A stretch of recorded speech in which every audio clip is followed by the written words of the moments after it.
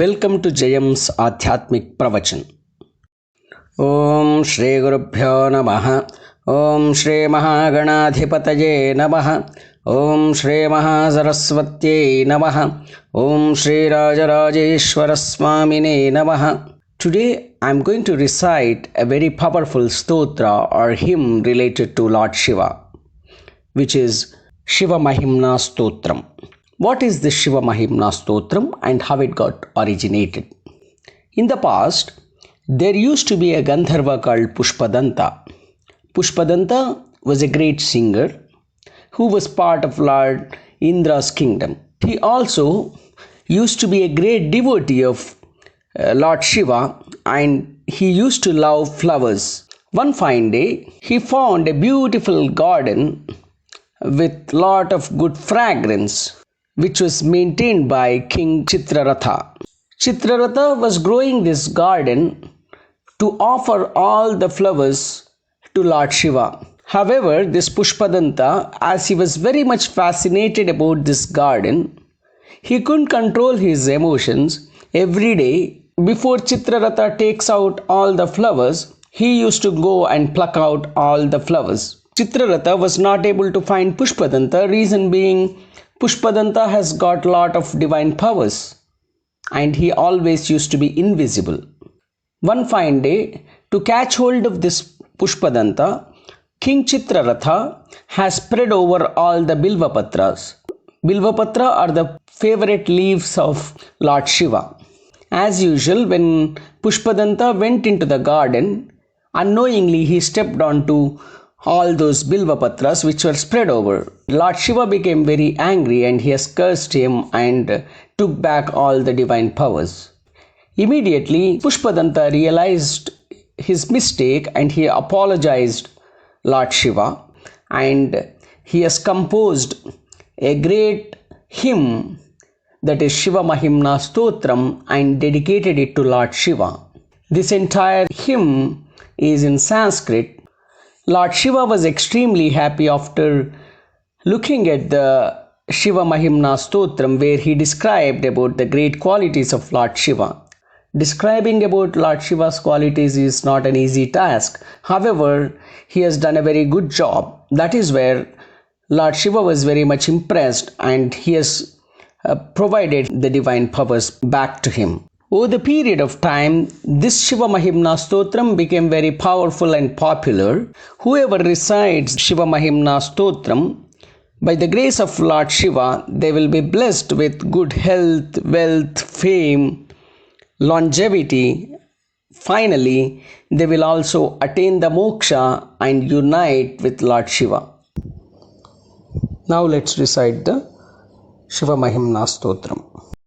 Shri Pushpadanta Uvacha Mahimnah Parante Paramavidusho Yadya Sadrushi Stutir Brahmadinam Apitadavasannastvaji Athavacyas Sarvasvamati Parinamavadhigrunan Mamapyesha Stotre Hara Nirapavadah Parikaraha Atitah Panthanam Tavacha Mahima Vang Manasajoho Atadvyavruttyayam Chakitamabhidatte Shrutirapi Sakasya Stotavyah Katividha Gunah Kasya Vishayah Pade Tvarvajine Patati Namanah Kasya Navachaha Madhuspita Vachah Paramamamrutam Nirmitavataha Tava Brahman Kim Vagapi Suraguror Vismaya Padam Mamatvetam Vanim Gunakathana Punyena Bhavataha Puramityarthesmin Puramathana Buddhir Vyavasita Tavaishwaryam Yatta Jagadudaya Raksha Pralayakrit Vastu Vyastam Tisrushu Guna Bhinna Sutanushu Abhavyanāmasmin Varadaramaniyamaramanim Vihantum Vyakroshim Vidadhata Ihaikai Jadadhiyaha Kibehah Kinkayas Sakhalu Kimupajastribhuvanam Kimadharo Dhata Srujati Kimupadana Iticha Atarkeshwarye Tvaya Navasara Dustho Hatadhiyaha कुतर्कोऽयं कांश्चित् मुखरजति मोहाय जगतः अजन्मानो लोकाः किमवयववन्तोऽपि जगताम् अधिष्ठातारं किं भवविधिरनादृत्य भवति अनीशो वा कुर्याद्भुवनजनने कः परिकरो यतो मन्दास्त्वां प्रत्यमरवरसंशेरत इमे त्रये साङ्ख्यं योगः पशुपतिमतं वैष्णवमिति प्रभिन्ने प्रस्थाने परमिदमदः पथ्यमिति च रुचीनां वैचित्र्याद्रुजुकुटिलनानापथजुषाम् नृणामेको गम्यस्त्वमसि पयसामर्णव इव महोक्षः खट्वाङ्गं परशुरजिनं भस्मफणिनः कपालं चेति यत्तव वरदतन्त्रोपकरणं सुरास्तां तामृद्धिं दधति तु भवद्भूप्रणिहितां न हि स्वात्मा रामं विषयमृगतृष्णा भ्रमयति ध्रुवं कश्चित् सर्वं सकलमपरस्त्वध्रुवमिदं परो ध्रव्याध्रव्ये जगति गदति व्यस्तविषये समस्तेऽप्येतस्मिन् पुरमथनतैर्विस्मित इव स्तुवन् जिह्रेमि त्वां न खलु ननु दृष्टा मुखरता तवैश्वर्यं यत्नाद्यदुपरि विरिञ्चिर्हरिरधः परिच्छेतुं याता वनलमनलस्कन्धवपुषः ततो भक्तिश्रद्धा भरगुरुगृणद्भ्यां गिरिशयत् स्वयं तस्थेताभ्यां तव किमनुवृत्तिर्न फलति अयत्नादासाद्यत्रिभुवनमवैरव्यतिकरं दशास्यो यद्बाहूनभृतरणकण्डूपरवशान् शिरः पद्मश्रेणीरचितचरणाम्भोरुहबलेः स्थिरायास्त्वद्भक्तेस्त्रिपुरहरविस्फूर्जितमिदम् अमुष्यत्वत्सेवासमधिगतसारं भुजवनं बलात् कैलासेऽपि त्वदधिवसतो विक्रमयतः अलभ्यापातालेऽप्यलसचिलिताङ्गुष्ठशिरसि प्रतिष्ठा त्वय्यासीद्ध्रुवमुपचितो मुह्यति खलः यद्रुद्धिं सुत्राम्नो वरद परमोच्छैरपि सतीम् अधश्चक्रे बाणः परिजनविधेयत्रिभुवनः न तच्चित्रं तस्मिन् वरिवसितरित्वच्चरणयोः न कस्याप्युन्नत्यै भवति शिरसस्त्वय्यवनतिः अकाण्डब्रह्माण्डक्षयचकितदेवासुरकृपा विधेयस्यासीद्यस्त्रिनयनविषं संहृतवतः सकल्माषः कण्ठे तव न कुरुते न श्रियमहो विकारोऽपि श्लाघ्यो भुवनभयभङ्गव्यसनिनः असिद्धार्तानैव क्वचिदपि स देवासुरनरे निवर्तन्ते नित्यं जगति जयिनो यस्य विशिखाः स पश्यन्नीशत्वामितरसुरसाधारणमभूत् स्मरस्मर्तव्यात्मा न हि वशिषुः पत्यः परिभवः महीपादाघाताद् व्रजति सहसा संशयपदं पदं विष्णोर्भ्राम्यद्भुजपरिगरुघ्नग्रहगणं मुहुर्द्योर्दौस्त्यं यात्यनिभृतजटाताडिततटा जगद्रक्षायै त्वं नटसि ननु वामैव विभुता वियद्व्यापीतारागणगुणितफेनोद्गमरुचिः प्रवाहो वारां यः पृषतलघुदृष्टः शिरसि ते जगद्वीपाकारं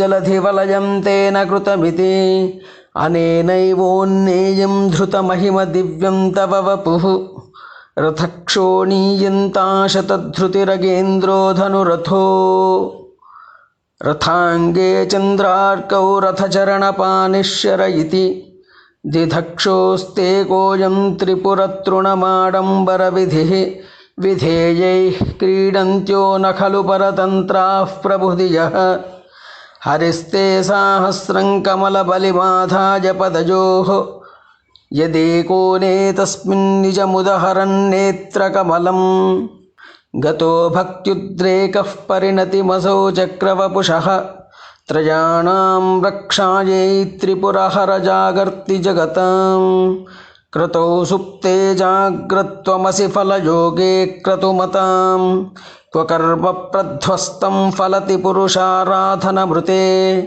अतस्त्वां सम्प्रेक्ष्य क्रतुषु फलदानप्रतिभुवं श्रुतौ श्रद्धां बद्ध्वा दृढपरिकरः कर्मसु जनः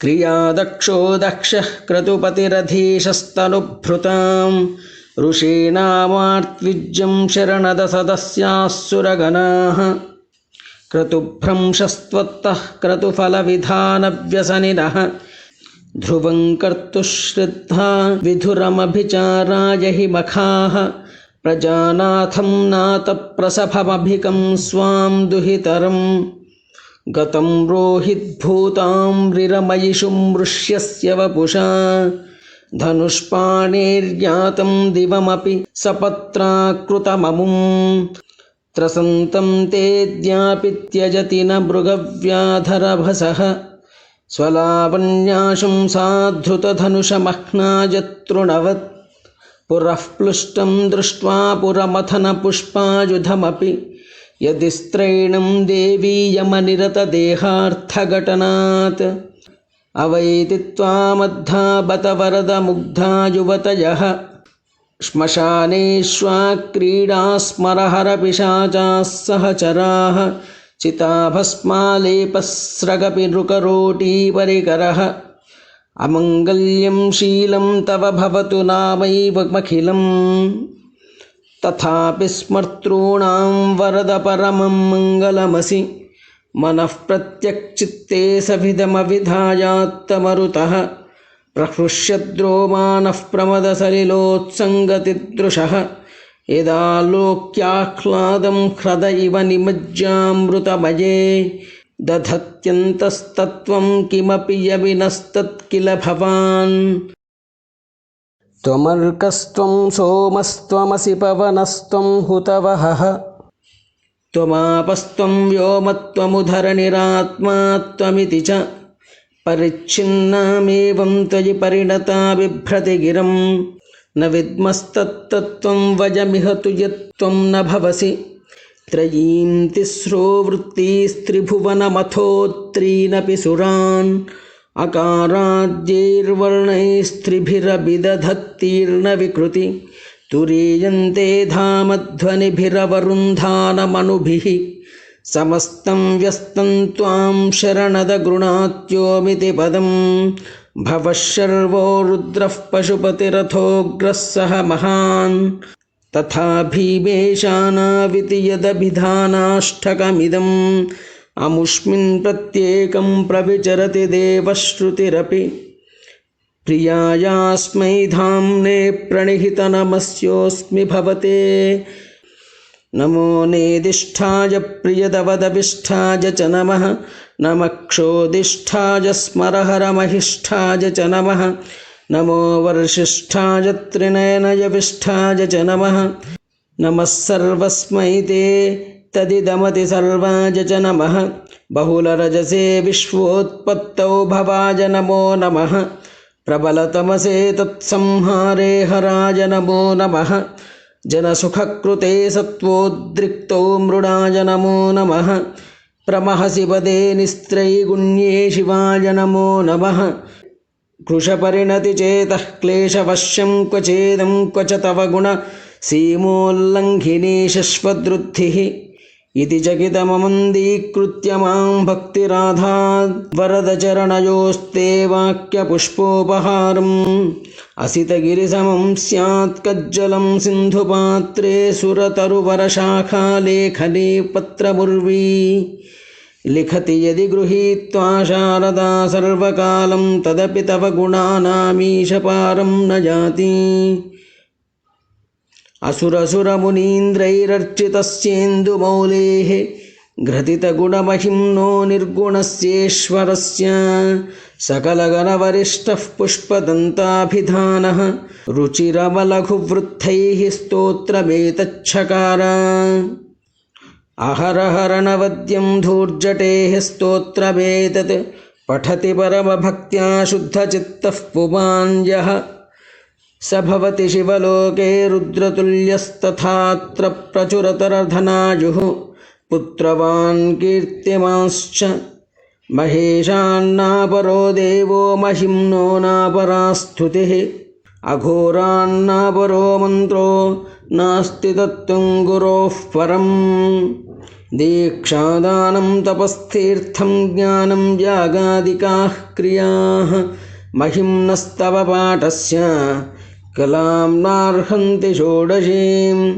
कुसुमदशननामा सर्वगन्धर्वराजः शशिधरवरमौलेर्देवदेवस्य दासः स खलु निजमहिम्नो भ्रष्टजीवास्य रोषात् स्तवनमिदमकार्षीत् दिव्यदिव्यं महिम्नः सुरगुरुमभिपूज्य स्वर्गमोक्षैकहेतुं पठति यदि मनुष्यः प्राञ्जलिर्नान्यचेताः व्रजति शिवसमीपं किन्नरैस्तूयमानः स्तवनमिदममोघं पुष्पदन्तप्रणीतम् आसमाप्तमिदं स्तोत्रं पुण्यं गन्धर्वभाषितम् अनौपम्यं मनोहारी सर्वमीश्वरवर्णनम् इत्येषा वाङ्मयी पूजा श्रीमच्छङ्करपादयोः अर्पिता तेन देवेशः प्रीयतां मे सदाशिवः तत्त्वं न जानामि कीदृशोऽसि Maheshwar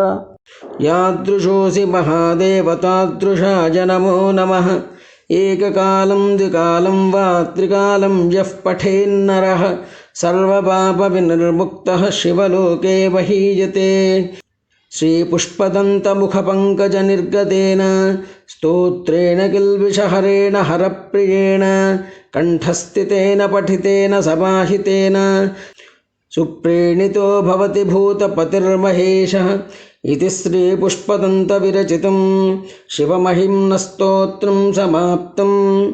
Please do excuse me if you come across any mistakes in my recitation.